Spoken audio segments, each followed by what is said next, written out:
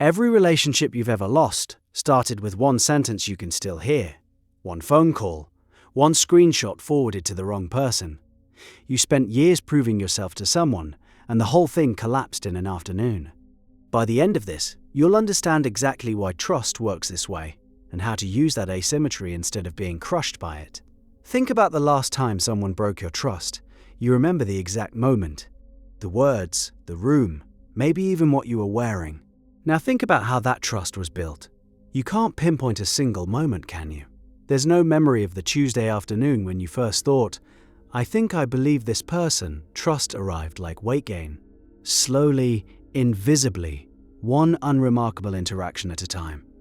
That gap between how trust is built and how it's destroyed tells you something about the architecture of your brain. Your memory system stores threats with high-definition precision. The dangerous moments get timestamps, emotions, sensory details, everything encoded in vivid color. Safe moments, those blur together into a general feeling, a warm haze with no edges. So when someone betrays you, the memory is sharp as glass. When someone earns your trust over 3 years of consistency, the memory is fog. You're walking around with a system that records every injury in 4K and every kindness in a watercolor blur. The math was never going to be fair. Warren Buffett said something in a shareholder letter years ago that stuck with the business world. It takes 20 years to build a reputation and 5 minutes to ruin it. He was talking about Berkshire Hathaway's brand, but the principle maps onto every handshake, every friendship, every marriage. Reputation is a savings account with brutal withdrawal rules. Deposits are small, pennies, daily, and the minimum withdrawal is everything, but understanding the biology and the metaphors is just the first layer. The real question is what this asymmetry does to your behavior when you're the one trying to earn trust back. Here's where most people make the critical mistake. After a betrayal, whether you caused it or received it, the instinct is to flood the zone. Grand gestures, long apologies. Promises stacked on promises. You're trying to rebuild in days what took years. And the other person's threat detection system is now running at full power. Every word you say passes through a filter that didn't exist before. The filter's question is simple. Is this real, or am I about to get hurt again? You can't talk your way through that filter. Words are the currency that just lost all value. The only thing that passes through is time plus consistency.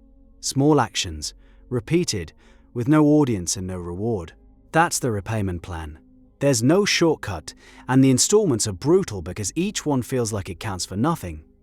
A friend of mine lost his business partner's trust over a single financial decision made without consultation. The amount was minor, under $2,000. The unilateral move was the injury. He spent the next 14 months showing up to every meeting early, copying his partner on every email, flagging every decision before acting. 14 months of deposits before his partner stopped flinching at surprises.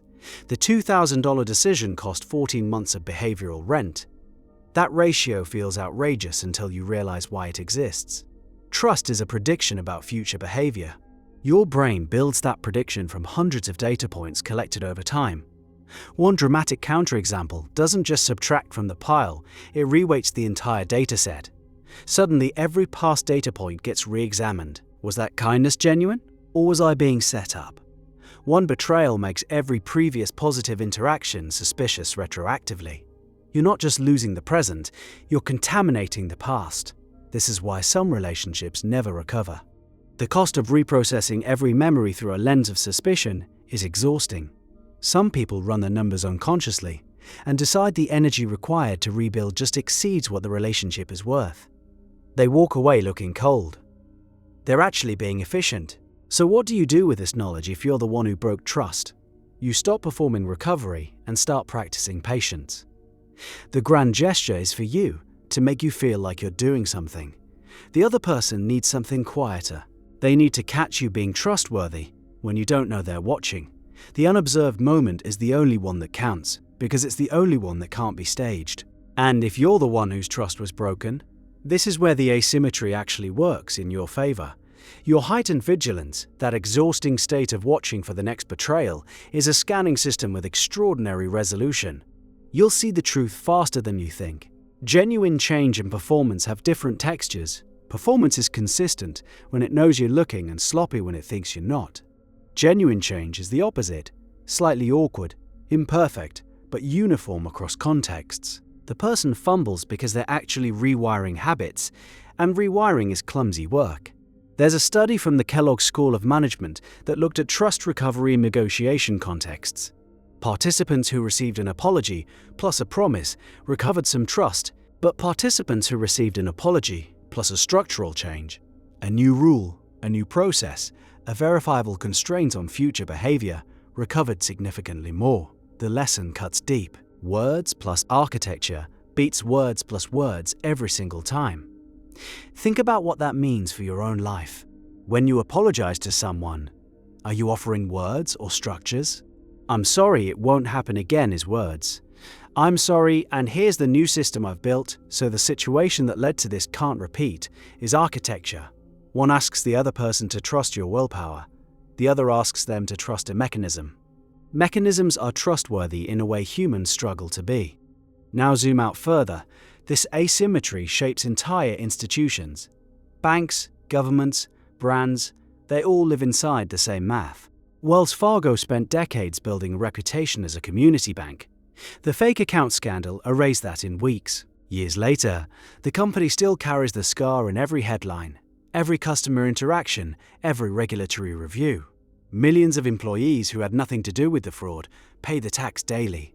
A single executive's decision contaminated the trust of an entire organization retroactively. Customers who'd had positive experiences for 20 years suddenly reinterpreted those experiences through the new lens. Were they being nice to me? Or were they opening accounts I didn't ask for? The betrayal didn't just damage the future, it rewrote the past. Same mechanism, institutional scale. You felt a version of this yourself. Someone you admired, a mentor, a public figure, a family member, did one thing that made you reassess everything. You scrolled back through years of memories, looking for warning signs you missed. You probably found some, real or imagined. The reprocessing machine is thorough. But here's what the asymmetry doesn't tell you, and this matters more than everything above. The same system that makes trust fragile also makes it incredibly valuable. Precisely because trust is so easily destroyed, the people who maintain it over decades are rare. Their rarity is their power.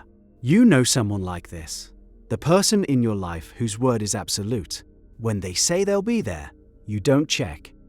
When they say they'll handle it, you sleep. That person has accumulated something most people underestimate. A compound asset that grows quietly and pays dividends in every dimension of their life.